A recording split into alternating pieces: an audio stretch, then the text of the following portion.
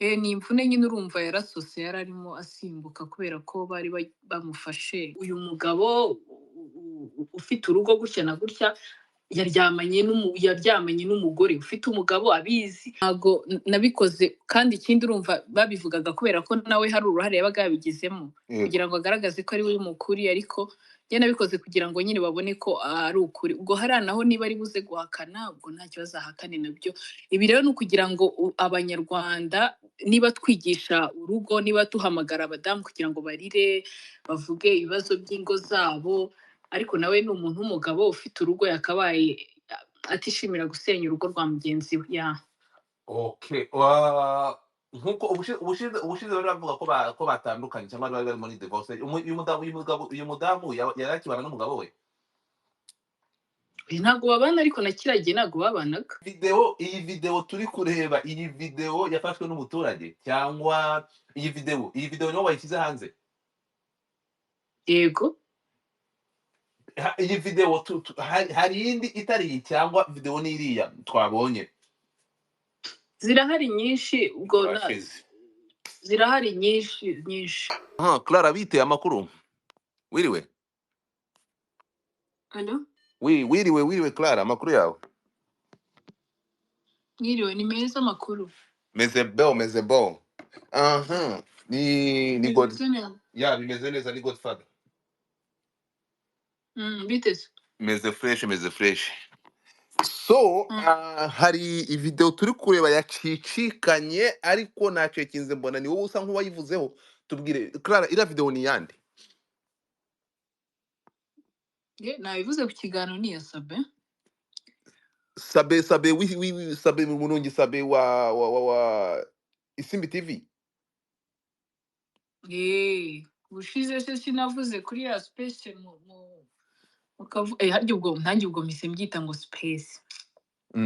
Ubushize ni nka ya nkuru n'ubundi urumva ntago abantu nyine n'ubundi bigeze bavuga ngo wenda ibintu byabaye reka tubireke, bo barikomereje nyine ni nka bya bindi ngo akabaye cwende nikoga nyine ubwo nuko ngoko. Aha hantu ni hehe kuri urupangu, ni hehe bimeze bite? Duhemo mu ncamake abantu bafite amatsiko. Ariko nkuko nari maze kubikubwira, ukurikiwe n'abantu 300. Hano ndi muri space y'abantu 300. Désolé. Ariko ntekereza ko nabanje kwigusa nta kibazo. So n'abantu ntabwo ndi ku murongo njyenyine. Ego. Nakubazaga ibingibi ni ya hotel batubwiye ubushize, ni video ya kera cyangwa iyi ni indi video, ni ibindi bishya? Ni ibindi byabaye nyuma ya biriya bya mbere? Oya, ni ibishya ariko nanabivuze keretse niba utabonye ikiganiro kuri Clara. Nabivuze ni ibisobanura kuri buno burwayi yavuze ko afite. Ego. Ni imvune rero yagize Mungu wangu. Iyi mvune, ibingibi by'ejo bundi rya tangazo ryakozwe ni imvune? ni imvune nyine urumva yarasose yararimo asimbuka kubera ko bari bamufashe. Ari kumwe na wa mugore nyine n'ubundi bwino ndebe. Mungu wangu. Ubundi ntagiye gutinda hano kugira ngo mwe mwikomereze, sibyo? Ego. Nta nubwo wenda intego byari ugukomeza wenda kubivugaho cyane, ahubwo nabikoze kugira ngo abantu babone ko ibyo navugaga byari ukuri, kuko abantu benshi baransamuye hejuru ndi kuvuga ibintu bitari byo. Ibintu byinshi murabizi, amagambo yavuzwe menshi cyane, ariko ntago nabikoze kandi ikindi urumva babivugaga kubera ko nawe hari uruhare yabaga yabigizemo kugira ngo agaragaze ko ari we mukuri, ariko njye nabikoze kugira ngo nyine babone ko ari ukuri. Ubwo hariya naho niba ari buze guhakana, ubwo nta kibazo ahakane nabyo.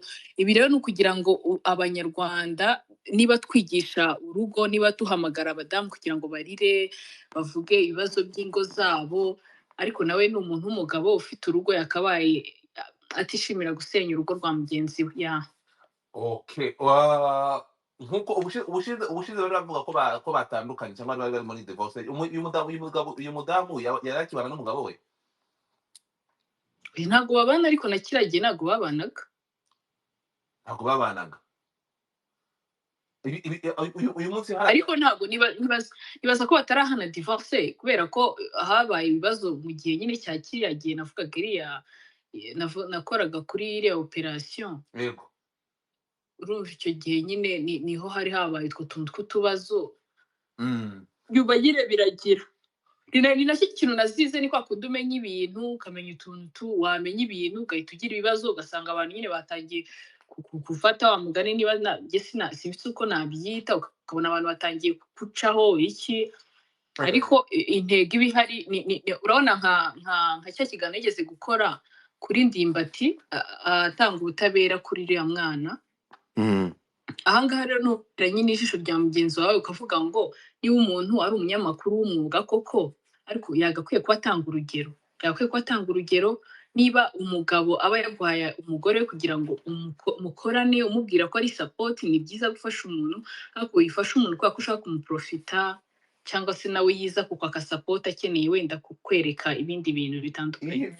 iyi video turi kureba, iyi video yafashwe n'umuturage cyangwa iyi video niyo wayishyize hanze? Yego. Iyi video hari iyindi itari iyi cyangwa video ni iriya twabonye? Zirahari nyinshi ubwo Urashize. zirahari nyinshi. Zirahari nyinshi.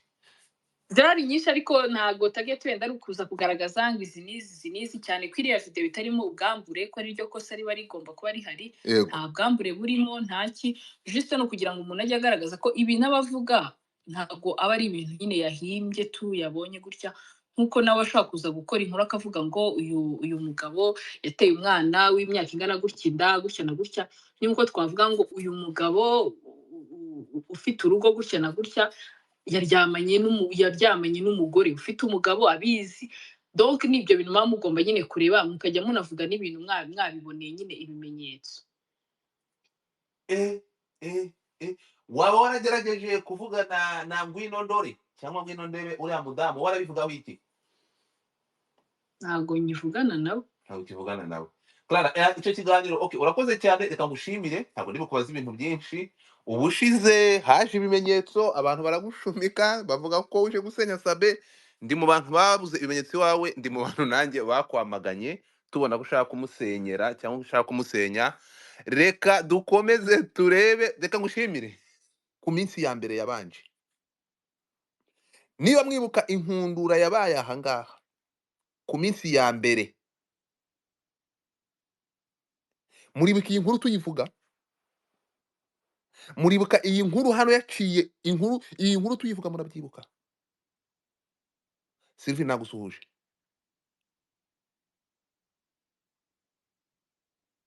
Ndifuza ko ufata umwanya ugafata baba mama mukavuganira uyu mugabo. Mugarura tukavuganira uyu mugabo wavuganiwe na Clara tukamugira umusazi mu minsi yashize. Iyi video wayibonye? Niba wayibonye analize cyangwa murayivugaho iki? Baba damu ndashaka kugira ngo muze kuzamuka.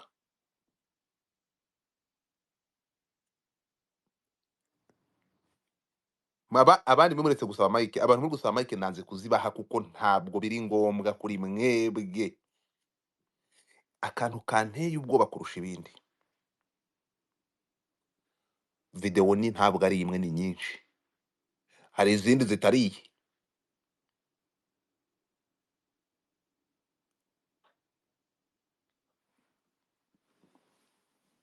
Sylvie,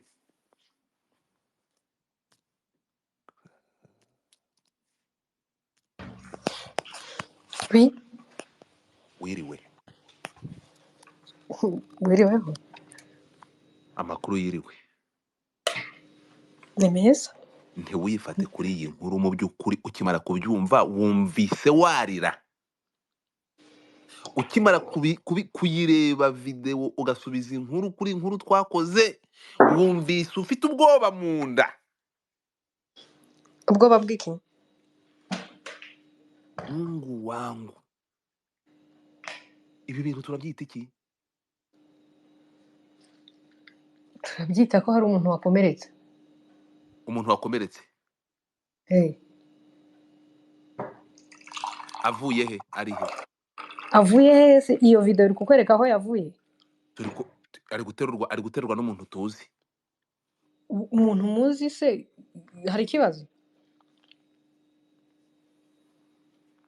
vuze ngo iki hari ikibazo se umuntu uri kumuterura biriya biri normale biri normal akina marato njyewe ntabwo ndi expert muri Sylvie showbiz ntabwo ari yes showbiz ibi ntabwo biri showbiz ntabwo biri showbiz Sylvie ntabwo biri showbiz ubushize inkuru umugabo yaratakambye urabyibuka ngo avuze induru umugabo avuze induru urabyibuka ariko umugabo ibintu atabaza uretse gato umugabo atabaza akavuga ko asenyewe urabyibuka atabaza avuga ko urugo rwe rusenyutse none se isitari nk'izo ntabwo nzumva cyane kubera ko ibyabaye no ureke byakozwe mvuge ariko n'umugabo wari kubyumva Sylvie iyo biza kuba byarakorewe umugore wari kubyumva ndabizi cyane ariko kuba byarakorewe umugabo uyu mugabo yarari uretse gato oya uyu yego uwo mugabo yari afite umugore uri macuwa umugabo yari ari macuwa ninde wasenyeye undi umuntu uri macuwa that story zanyu zo muri showbiz seriously speaking reka dusubire inyuma gato muri story mwana reka kamanze ngo headline yuko byabaye uretse gato kangomanze ngo headline yuko byabaye ubyumve umugabo tugiye kuvuga iyi nkuru ntabwo nza kubyiha Sylvie tugiye kuba honnête ntabwo tukuva ngo umuntu yari macuwa uyu mudamu yabaga mu rugo murabyibuka Sabe ngo bafungurira YouTube channel ntabwo iyi video ndi kwishinja Sabe ntabwo iyi video ndi kwishinja Sabe nta na gato ntabwo ndi kwishinja Sabe ariko bivugwa ko niba mubyibuka uyu mukobwa ngo bafunguye YouTube channel urabyibuka ngo Sabe ababwira ko agiye kugira gute kubafasha kuba promoting umugabo asanga batari gupromotinga YouTube channel gusa ahubwo n'umudamu bari kumupromotinga mwikundana buhanga umugabo ngo aramubwira ati mada icara ngo utunge narakurongoye guma hano mu rugo ibyo byo kujya gufungura ama YouTube channel kuko afite amafaranga ndakwiyamye nakurongoye ndi uwumwe va muri ibyo bintu inkundurira ba umudamu aravuga ati wewe wacabariza ko nubundi umugabo yatangiye kugenda umugore runono ibya hoteli mwarabyumvishe ariko tubigira impfabusa kuko nta bimenyetso twari none se iyo video ni ibimenyetso buretse gato umugabo sempre individi gaporale yavugije induru ntihagira umuntu umwumva Sylvie reka twumva abafite amakuru noneho uze gutanga cyangwa uze kutubwira niba ibintu bikwiye haleluya babarira gato icyo cyo nukuraza kumva amakuru Maguru ni umuntu wamenye amakuru ya Rwampara mu bantu bambere Maguru ijambo ni ryawe maze nze fate Sylvie mubaze ibibazo nka bibiri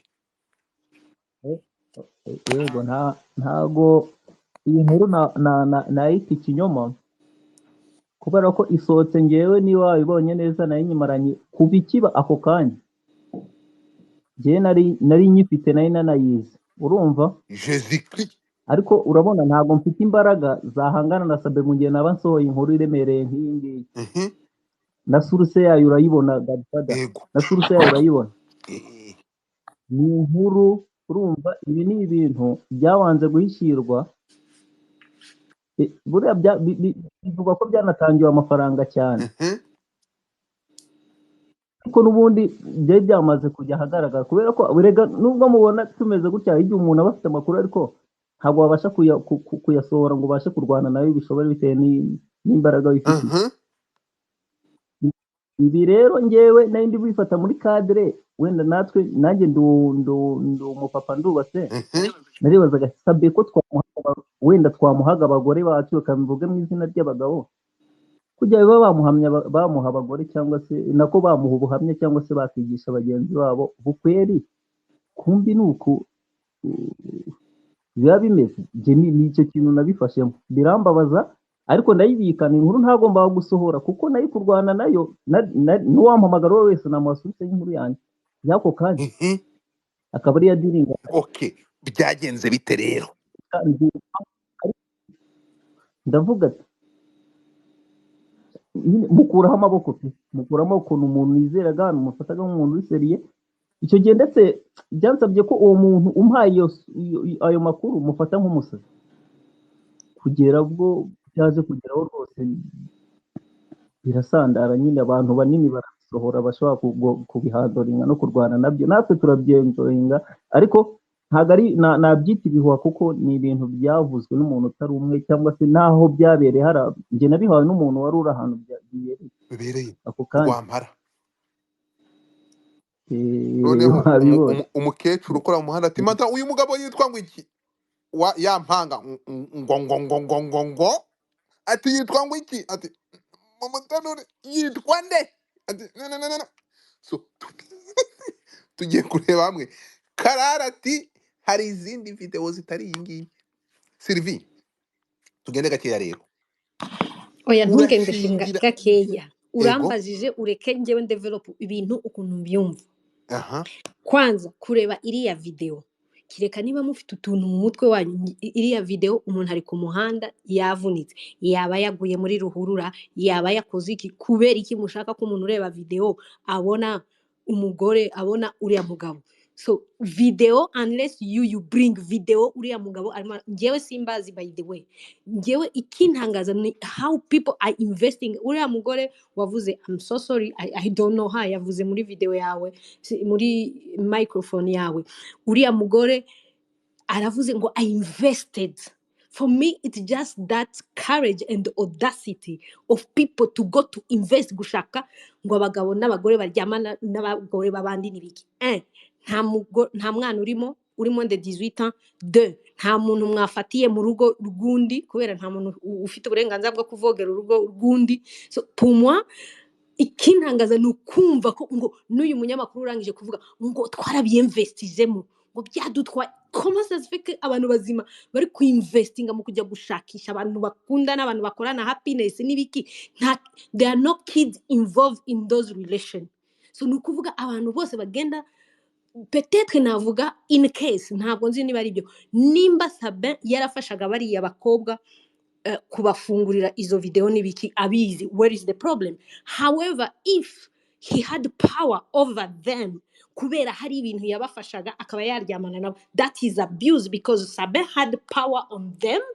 noneho biridinga ko they can have a certain relationship unless you people tell me you went to investigate if there was abuse between njyewe nta nubwo ndi gushinja Sabin simbazi I'm not a showbiz person ariko kubera ko wambajije njyewe I see what I see I saw a video aho umuntu yaguye nanjye nigeze kugwa muri ruhurura ahangaha pe njyama kuriya ku buryo naravunitse njyaho sima so umuntu aje rero akabansangana n'umuhungu bakeka ko n'abasokanye na urumva nawe yavuga ngo ngo umuntu avuye gusimbuka ahantu so njyewe mureke mvuga ibyo nabonye kuri video it doesn't tell me anything else abantu bareke kuzajya batekereza ibintu beyond that ako noneho kubera ko hari story y'ibyo mwavuze byabaye which I didn't follow very much ariko noneho to analyzing nimba koko muvuga ngo Sabin yabafunguriye video kugira ngo aba marketing it's good to promote them nimba muri yo process abo bantu barakundanye with consent and equal power it means those people ni bakuru baradecidinze ariko nimba byarageze aho Sabin aba pushinga to have sexual relationship because even yabakoreraga it means there is abuse in that who abused who nukuvuga Sabin abused them because he had power on them ariko if those people loved each other they are mature they arrived kubyo mwavugaga kuri social media nukuvuga for me there is no problem because mature people ahubwo ikintangaza it's how people are investing money nkuko babivuze ngo bino bintu byaraduhenze byarakorege what motivate you people instead uko mujya ku investigatinga ibihingwa runaka ahantu runaka bitari kwera byakabaye biga why are people investing their energy time and money to go to invest to investigate ku bantu bakuru barimo barakundana mwagiye mukainvestinga those teenagers barimo barafata ku ngufu who is kubafata ku ngufu ese arimo aragera kuri justice nari mbizi ko ubwo reka uretse gato ndangize mu ngewe kurangiza I did a biraza kugo disclaimer Sylvie mvuga ko nari nakoze uvuze ko disclaimer utazi iyi nkuru ukuntu yatangiye urukumva naragendaga nyumva ariko hari n'ibyo muvuze ahangaha ngewe nari nakoze disclaimer ko I'm not into showbiz I may say ibyo ntazi ariko ngewe I comment on what I see ibyo ushize mu mugongo wawe I don't see it ngewe gusa na commentinze ku bintu bibiri Godfather the video I saw ngewe nabonye umuntu yagwa noneho okay suppose ko bari bavuye mu masengesho aho bari bavuye no mu kabari no kwinywera no kwirira bari bavuye kanyarira brochette gusenga aho baba bavuye hose no now let me now come aho mbona ko abanyarwanda sometimes the level of humanity irimo iragenda dusuppose ko yasimbutse igipangu from ari muri whatever things siporo listen suppose ko yasimbutse igipangu Mhm. ese why are people na compassion gatoya ko umuntu yavunitse ese is he a criminal ngewe simuzi the guy I don't know him vraiment personally I don't know him I don't follow even his whatever sinzi ukuntu ari umustar n'ukuntu atari umustar apari kumenya ko hari abantu yaherezaga platform bamwe tukabafasha bari gwaye nibiki no why are you all concerned about icyo mwatekeza ko ari action not about his health someone yaguye at least avuyemo ari muzima then say okay there is one thing yaba yarakoze ikibi ako noneho icyo kibi say is it a crime did he kill someone noneho yes sir ntabwo yishyuye noneho umuntu nta nakurahiye n'umwe uri oya gutekereza ko yanavunitse ngewe mu nteye ubwoba if umuntu ubuki yavunika to that extent and you start bringing this into his pain nta crime yakoze nta mwana mutoya yafashe ku ngufu kireka gusa muje mukambwira ko through helping them a YouTube he abused them he had power over them that one I will understand ngewe kugira ngo mvuge ko yaba abusing nuko na understanding who are those girls and whatever I don't know them and I don't want to invest in that noneho na power yarafite channel amenyereye araba marketinga hari ukuntu abagabo badutereta kubera ko turi kujya kubasaba service bakaba in that case numpereza service ushaka kuntereta nukuvuga there is an abuse already which is happening kireka ibyo ngibyo ari byo wambwira ako for now I would feel that you people have to have sympathy a little bit ku muntu waguye mwabonye yavunitse kuriya abantu gutwitinga mva I was so shocked mbwira crime yaba yarakoze ku buryo yavunika you people don't even say oh for now we are sorry for what happened to him Sylvie mu bantu ngewe ibintu ntari buze kwemeranya nawe urimo kumva right left ebo ese nibwo bambere ngize amasogisi agira iry'uburyo n'iry'ibumoso fuck nibikibaho so umvicyo kubwira rero kimwe n'iki ngiki reka tubigendanemo gatoya ntabwo ngenza kukwemerera niba utarakurikiye iyi saga ukuntu yatangiye nubwo yakoze iki cyaha cyatuma mutagira ubumuntu gatoya ku muntu uburetse gato urumva ngewe ndahangaha kuko ibintu ibingibi ubundi iyo nza kuba ntarafashe pansiyo yo muri ibi bintu by'ubuvugizi bira bintu byagiraga oya iyi turayenjo yinga nk'ibigone iyi ni breaking news yabayeho erega ntabwo ibingibi tuzareka iyi ni breaking news ngo dufata nta side mfata ariko iyo nza kuba nkiri muri bya bintu bya mbere nariko ndi kuvuza induru ndi gukorera ubuvugizi uriya mugabo ari kubyingo namubwira iki wa mugabo we reka nkubwize ukuri igitsina cyishe umuntu uretse gato ni ukuvuga ngo ugiye gukurikira iyi nkuru hano uyu mudamu uvuze ngo yakoze investigation uyu Karara yaraje hano tumuha bene wabo turamwamagana ariko se gadufana ko muvuga ko umugore yadivorishije nta right afite ntabwo yadivorishije ntabwo nkwemerera aha turi muri ntabwo nkwemerera ntunyobye Sylvie ntunyobye aya makuru aza hanze uretse gato uyu mugabo yavugije induru rega ntabwo ndemera kuri ari sabe ntabwo era video nge sindemera induru yarabitse umwana mu wiwe ko yara umugore wari umukuru ari mature aho ngaho rero niho aba feministe mujya muheza inguni nkumva twarwana Sylvie umugabo yaratabaje aravuga ati ariko hano umuntu ari kunsenyera nkeneye guta twumvikana ikintu kimwe niba uramutipe uko akaraga ururimi kuri mikoro ariko akaraga uragira ngo umugabo uribuka impanga uribuka inkuru y'impanga so rero nituvuga kuri ibi bintu ntabwo uza kutwereka ko abantu bari macuwa no ntabwo nakwemera ko musheminga ziriya mpanga kubera ko ntabwo ari abana batoya wabyumvise tugende Sylvie ntunyobye wamwumvisha wamuheza ngo urumva ko sizi bari gukwepa agana kuri babakobwa ntabwo ashaka kugira ngo ntibigere ku mukobwa manze kubigira ari kubinomarayzinga kugira ngo no ntibigere ku no no no no bakobwa oya ubu oya uretse gato ntunyumve nabi no ngewe no no no no ntabwo urumva ukuntu mpeza utangiye nkumva kubinomarayzinga tugende gakeya uyu mugabo watabaje kuva ku munota wa mbere akavuga ko umugabo agiye gusenya urugo rwe ibya hoteli umugabo abakurikira murabyibuka umugore amubwira ko agiye kujya hehe areka ntabwo izi nkuru za showbiz tuzareka kuzivuga murabeshya tuzazigwaho muribuka umugore inkuru yo kuri hoteli umugabo amukurikira akabafatira kuri hoteli none se you don't uretse find gato that abnormal ntabwo tukabagira ubibona abasazi anormal uretse gato biri umugabo normali muzima araza no I'm sorry he's a victim I'm not undermining kandi his kandi but I oya kandi find it victim kugira ngo weird ntituze ko kuvuga ngo yaza uretse gato niba kunze uriya mugore se yazaga kukwabira ahangaha ababwira ngo umugore we yamusanze muri hotel how a woman you love now you come to scream saying why you don't sit with that woman nimba munagomba gutandukana so we yaje muri media akora iki ntabwo umugabo yaje muri mwaramushimye media se ko yaje kuvuga ngo yasanze umugore we ntabwo hano ariko Sylvie ntabwo ikintu yaza kuba ari umudamu waya masaha uri gukora statement itandukanye n'iyi Sylvie ntabwo ngende gukora ubuvugizi uwo mugabo simuzi sinshaka no kumumenya ahangaha turi kuvuga kuri video tutazi neza ko ari iya Sabe Clara atubwiye ko afite izindi video murabyumviye mu magambo ye turahangaha ibiriho biravugwa erega umuntu wacu niwe uzaduhitana none twaraka kuvuga ibiriho ntabwo tuzareka none se kubivuga motivation reka noneho njye muri tugaruke gato ya motivation uwo rero muntu uretse ushaka gato kubwira ngo afite izindi video arazifite ni iyihe kontra afite yo kujya gukurikirana ngo ntabwo tuzatwigumisha uretse gato can't you just go there ahubwo aho tugenda ngaho aho nicyo ngaho kibazo ibyo bintu nuta abantu byo gushaka bafite uretse gato ibi bintu namwe mugomba kubihagarika byo kumva ko mugomba kudufungira muri communauté iri aho ngaho turi amarobose my friend none se wowe ni umwana mutoya wowe godfather iyo communauté ntabwo ishoboka ntabwo ibaho listen to me nimba umuntu ari umunyamakuru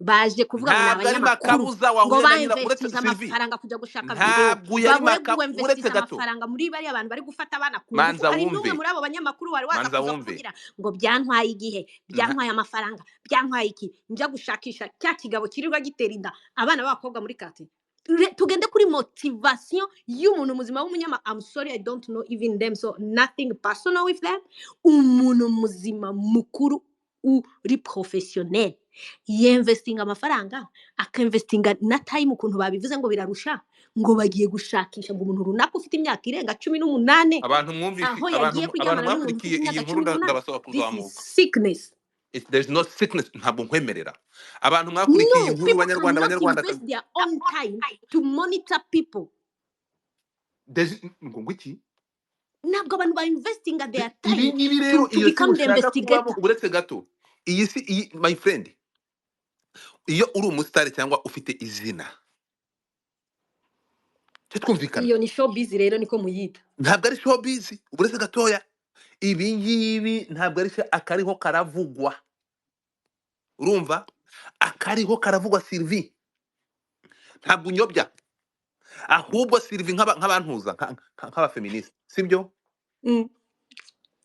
uyu munsi mutaninge sibyo uriya mugabo mugene mu muganirize yahuye n'ihungabana ariko uguza umugabo ukurusha ifaranga akagutwara umugore bakamurongora ureba biravugwa ngewe niba ari ubutani listen godfather ahubwo abantu benshi mwaramuyobeje hano aza kubabirira tout simplement ntabwo yigeze aza hano reka umva nk'ubibeshya ayo ma YouTube yagiyeho nta ma YouTube yagiyeho wiyobya abantu umva ngusobanurira uko byagenze tubaza amakuru Godfather nanjye muze kumpa ijambo nibiba ndaguha ijambo mukanya hangane Sylvie niyo mpamvu ugomba kumenya iyi nkuru ntabwo uyu mugabo yagiye kuri YouTube ntabwo uyu mugabo yigeze avuga agahinda karamurunduye arwanira nabo kuri hoteli itangazamakuru baryahateye amatako uyu mugabo ntabwo aravana ijambo mu kanwa ko yifitiye agahinda impanga zaravuze Sabaravuga bagira uyu mugore bamutera utwansi Karara baravuga ati nyaguhamba wowe urashaka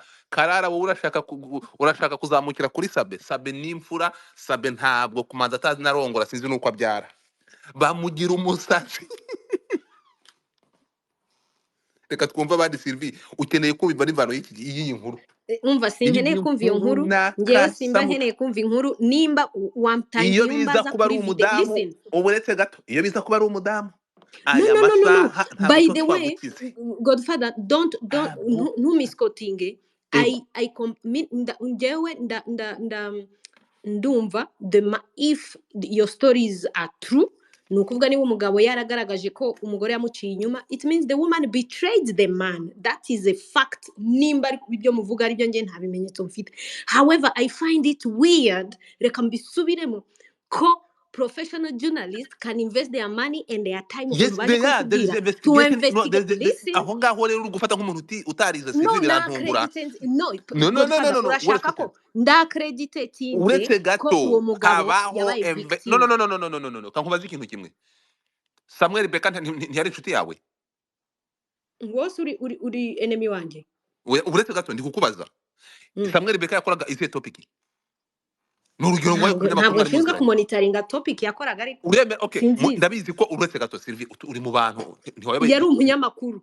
ukora izihe nkuru cyangwa we yidekaraga ko akora izihe nkuru muri journalism habamo icyo bita investigation journalism cyangwa aba investigator muri Okay. journalism uretse gato ahangaha rero kumva ko ari ishyano ari umuco mubi w'abanyarwanda kuko bakoze inkuru zicukumbuye kambishyire mu kinyarwanda inkuru zicukumbuye zibaho kandi zirakorwa my friend urukumva excuse me inkuru zicukumbuye zirakorwa zikabaho ibi ngibi ntabwo uza kuntwara hano wumve ko ngo ko uyu mudamu Clara ngo iki bakinvestinga bagashyiramo amafaranga inkuru nk'izi ngibi biba byakorewe ahihishe kandi bitari byiza bikajya hanze urumva reka Sylvie nta kintu ntabwo uza kunyumvisha ukuntu ngo uyu munyamakuru reka ahubwo reka twumve uyu mugabo tugaruke aha Okay, salut à tout le monde. Nge natangiranye nawe iki kiganiro gitangira, ariko ndaza kugira wenda kuvuga ku kintu Maguru yavuzeho uyu munsi. Sylvain ari kuvuga gutya akavuga nkaho arengera cyangwa se yumvikanisha ko kuri uriya mukobwa wagaragaye muri iriya video ufite impanga ye nkaho ni bakuru n'ibyo, ariko yibagize ko ari kwibagiza ko uyu munsi Kayigamba uranyumva umugabo twabonye afite umugore, kandi umugabo twabonye aza hano cyangwa se yakira abadamu baza bakavuga kenshi ko bahemukirwa n'abagabo, umugabo yanciye inyuma bigenda gutya ndababara ngira gute. Ariko se nk'uko Karara yabivuze, nanjye hari umuntu wenda reka bwo ako nkavuge, umuntu yarampamagaye mu minsi yashize, hari ku cyumweru muri weekend yashize, arampamagara arambwira ati Maître Jado, wenda bamwe mu batanzi nkoresha TikTok cyane na Instagram, arambwira ati ko nzi ko Saba ari inshuti yawe, wakozeho ibiganiro wagize gute, ko mfite video ze nyinshi. Ese video ufite yaguhaye? Ati hoya, ati mfite video ze kandi video zishobora kugira gute kugufasha. We yabimbwiraga nk'umuntu nyine ambwira ati uze uzishyire hanze. Njye namubwira nti rero reka tubanze duhure, kuko numvaga mfite amatsiko. Twese ahangaha yaba Sylvie ibyo yavugaga tuba hano, amatsiko niko turemye. Numvaga nshaka kwirebera, ngezeyo koko nirebeye mbona ni ibintu biryoshye kubibona. Wa muntu koko uza akavuga runaka byagenze gutya, abagabo bavuga mu mazina, na Sabe nawe kwa kundi yaterana mu nkuru ze, yo pole sana ni ukuri kuki abagabo umunsi babaye gutya gutya na gutya. Mbirebye nahise ngira ubwoba nsubiza inyuma. harimo nta nubwo ari iriya njye nabonye nkurikije izo muntu yari afite. Noneho ndamubwira se ni we wazifashe? Ati oya, ni umukobwa wo muri karitsiye sinzi uko baziranye. Ati niwe uzifite, njye naraziyoherereje. Ndamubwira se ibi bintu nyine ukaba warabikoreye iki? Numvaga nanjye igihe kimwe nzatwika nkagira gute kuko ni umunyamakuru ukomeye, ni umuntu rimwe na rimwe uza nyine agakora inkuru cyangwa se kuvuga ku bandi nk'uko mwahoze muvuga kuri Ndimbati. Ndangije ndavuga nti se za ndwara yenda ajya agaya ku bandi nawe yazirwaye. Ariko kubera ko nagerageje wenda kumwandikira ngo wenda tubiganireho gutyo bisanzwe, ariko njye bansabye ko video bazimpa, njye ndavuga nta oya, ntago nkunda cyangwa se mu buryo njye nkora muri showbiz cyangwa se kuri aya ma social media, ntago nkunda kugira gute gusa nk'uzana ibintu by'abantu wenda bishobora kubashoka nk'uko Sylvia bivugaga, kuko video nk'iriya cyangwa se n'izindi nabonye zisohotse byatera ibibazo, kuko sinuriya w'impanga gusa, hari undi sinzi wenda nimba mu iyi minsi wenda ari ubushyuhe buri kumuzamo, kuko no muntu twabiganiriyeho aravuga se iyo bujuje miliyoni ni uku bigenda. Ariko numva wenda ko nabonaga ni umugabo, nanjye ndi umugabo, ni umubyeyi, uyu munsi nkeka ko wenda afite umwana cyangwa se abana, ndavuga nta mpamvu yo kuza, ahubwo njye biranambabaje ko n'ibyo n'ibizajya hanze nk'uko numvise wa mugabo yabivuga, avuga ati byadutwaye umwanya cyangwa se bidutwara umwanya kugira ngo inkuru nk'izi zize abantu bazibone, n'izo nizijya hanze cyangwa se bikaza nabyo wenda imvugo ya Sylvie yahinduka. Ahubwo wenda ndabizi ko na Sabe ashobora kuba ari hano, iyo ibintu nka biriya bije ni igitabo, ubuzima tubaho ni igitabo. Uyu munsi ni njyewe, ejo ni wowe, ahubwo wagiye cyangwa se yagiye akora inkuru, nimba umugabo acitswe, nimba umugabo, baravuga ngo iyo umugabo aguye undi arenzaho utwatsi. Ariko inshuti yanjye, wenda izo nizijya hanze, kuko ndabizi ko hari abantu mw'iyi mihanda bo baticaye ubusa kugira ngo hahire rimwe. Izo niziza, imvugo y'uyu mubyeyi izahinduka. Ntabwo wenda nshaka kugira ngo ayihindure none, ariko uyu munsi icyo tuvuga kuri Sabe, ukibona video nk'iriya, the first of all namubwira ngo Paul nimba ari hano, kuko kuvunika aho yavunitse wenda ava n'umusirikare aravunika amanuka mu mutaka, cyangwa se wenda umwatlete nawe akavunika ari mu ma exercise. Umuntu wese rero mw'iyi mihanda iranyerera, icyo wenda nshaka gusorezaho, iranyerera n'abandi bari hano, tujye twirinda kwiha abantu. Wenda uyu munsi rwose ari hano kuko birashoboka, Paul sana kuba yavunitse no kuba wenda hari ukundi kuntu aho yavaga cyangwa se yatabawe n'uriya muntu, nabyo bifite ubusobanuro. Ni kuki uriya mukobwa ari we wahageze akaba ari uza kumusova, banamubaza ati se uyu ninde, kandi urabamubazaga ngo ninde, arabizi ko yari Sabe. Kuko nimba ubibona, Sabe yari yanagerageje kwiyambika ingofero n'amarinete nyine kugira ngo bitandukane n'uko n'abake bamuzi bahite bamubona.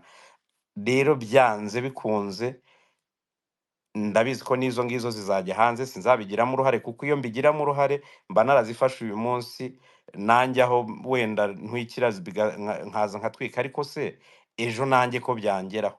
Nicyo natekereje, ndavuga nti rero icyiza ni uko wenda nabanza nkavugisha uyu muntu, ariko abenshi muri aba ngaba bafite ama platform manini, n'iyo umugiriye inama abanza kukurebera mu ntuza mu ijisho ry'aba followers. Uyu muntu aforowingwa n'abantu bangahe, uyu muntu bimeze gute. Ariko aha ngaha dufite byinshi by'abantu, cyangwa tubona byinshi by'abantu bitewe n'abaducaho, kuko hari abamotari babyuka igicuku bakora amajoro, nibo babona ibi bibi cyangwa se ibi bintu byinshi biza bigiye kugira gute, bigiye kudusaza kuri iyi mihanda. So rero nsoza, umudamu Sabe afite umugore, uriya mudamu waje kumufasha, ariko mvuge ko yaje kumwunga hariya, wenda hari hamaze kuboneka ivuriro hariya bari buriya agira ngo amwunge, nawe yari afite urugo. Ese Sylvie, nimba koko wenda uri umufeminist, uyu munsi umugore watekereza ku mugore wa Sabe, utekereze no ku mugabo w'uriya mugore. Uyu munsi yaraje arataka aravuga tusenyeye ndamubonye.